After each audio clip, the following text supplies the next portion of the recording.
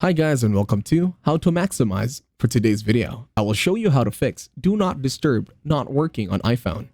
To start, swipe down to your notifications panel in your iOS. Now long press on Do Not Disturb. This one over here.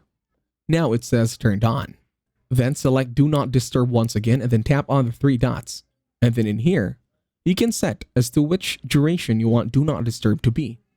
If not satisfied, click on Settings. And then in here, you can tweak the options. First, you can start with notification options.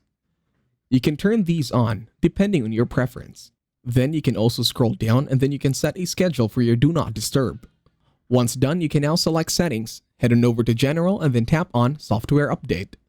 On Software Update, if your mobile phone needs to be updated, tap on the button that says Download and Install. Then wait for the downloading and installation process to finish. And that's it. Thank you very much for watching. Please leave a like, share, and subscribe to the channel.